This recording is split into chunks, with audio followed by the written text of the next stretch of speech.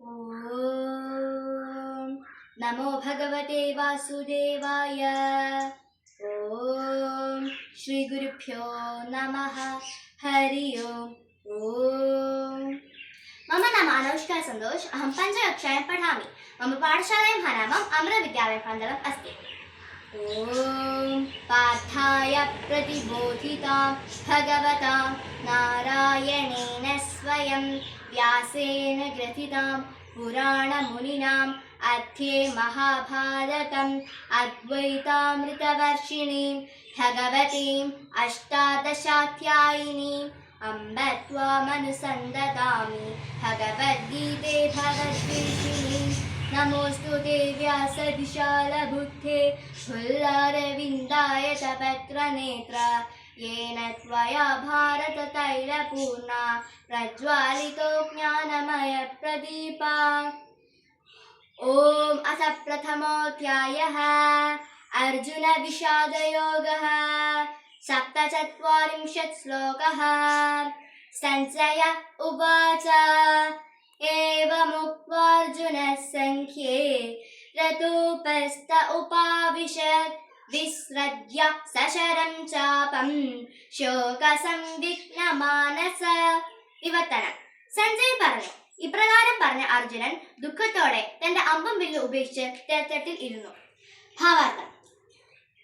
ശത്രുപക്ഷത്തെ സൈന്യസന്നാഹം നിരീക്ഷിക്കാനായി എഴുന്നേറ്റുന്ന അർജുനൻ ഇപ്പോൾ അത്യന്തം ദുഃഖിതനായി തന്റെ അമ്പം വില്ലും ഉപേക്ഷിച്ച് വീണ്ടും ഇരിക്കുകയാണ്. ദയാലുവും മൃദുലഹൃദയനും ഭഗവത് സേവകനുമായ അദ്ദേഹം എന്തുകൊണ്ടും ആത്മജ്ഞാനത്തിന് അർഹൻ തന്നെ. യുദ്ധം ചെയ്യാനുള്ള അർജുനന്റെ വിമുഖത ഇപ്പോൾ അതിന്റെ പാരമ്യത്തിലെത്തിയിരുന്നു. അവനിപ്പോൾ തന്റെ ദുഃഖത്തോടെ കീഴടങ്ങി അഗാധമായ നിരാശയിലേക്ക് വീണു. സ്വന്തം ഭൗതിക ആസക്തികളെ സൃഷ്ടിക്കുകയും കടമ നിർവഹിക്കുന്നതിൽ നിന്ന് പിന്മാറുകയും ചെയ്ത അവസ്ഥയായിരുന്നു ഇത്.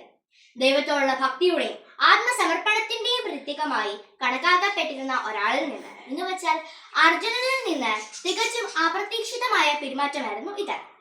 വാസ്തവത്തിൽ യുദ്ധത്തിനു മുമ്പ് ഇരു കക്ഷികളും അവരുടെ സൈന്യങ്ങളെ അണിനിരത്തിയപ്പോൾ മുഴുവൻ സായുധരായ യദുസൈന്യമോ നിരായുധനായ ശ്രീകൃഷ്ണനോ ഇടയിൽ ഒരു തെരഞ്ഞെടുപ്പ് നടക്കപ്പെട്ടപ്പോൾ അർജുനന് ഭഗവാനിൽ പൂർണ്ണ വിശ്വാസമുണ്ടായിരുന്നു. അവൻ ഭഗവാനെ തെരഞ്ഞെടുത്തു.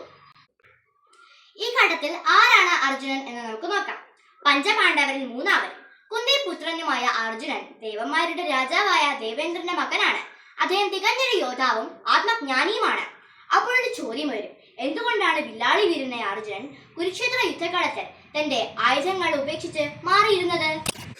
എല്ലാം ഭഗവാൻ കൃഷ്ണന്റെ മായയായിരുന്നു എന്ന് തന്നെ പറയാം. ഭാവി തലമുറകളുടെ പ്രയോജനത്തിനായി ഭഗവത്ഗീത എന്ന ജ്ഞാനം പുറത്തു കൊണ്ടുവരാൻ ഭഗവാൻ അതിയായി ആഗ്രഹിച്ചിരുന്നു. അതുകൊണ്ട് മനഃപൂർവ്വം അർജുനനെ ആശയക്കുഴപ്പത്തിലാക്കി ഇങ്ങനൊരു സന്ദർഭം സൃഷ്ടിച്ചതായിരുന്നു. ഈ അധ്യായത്തിൽ അർജുനൻ നിരവധി വാദങ്ങളും ന്യായീകരണങ്ങളും ഉന്നയിച്ചു. വരുന്ന അധ്യായങ്ങളിൽ അർജുനന്റെ വാദങ്ങളും ന്യായീകരണങ്ങളും എല്ലാം തന്നെ അനുചിതമായിരുന്നു എന്ന് തെളിയിക്കുന്നു. ഭഗവത്ഗീത പഠിച്ച വ്യക്തി ജീവിതം പഠിക്കുന്നു. അവൻ ജീവിതത്തിൽ പരാജയപ്പെടില്ല, തെറ്റുകളിൽ ചെന്ന് ചാടുകയുമില്ല. എല്ലാവർക്കും മാതൃകയായി ജീവിക്കാൻ അവർക്ക് സാധിക്കും. ഭഗവത്ഗീത പഠനത്തിന്റെ ആവശ്യകത തീർച്ചയായും ഇന്നത്തെ തലമുറ ഗൗരവത്തോടെ ചിന്തിക്കണം. ഹരേ കൃഷ്ണ. സർവ്വശ്രീ രാധാകൃഷ്ണാർപ്പണമസ്തു. ജയ് ഹിന്ദ്.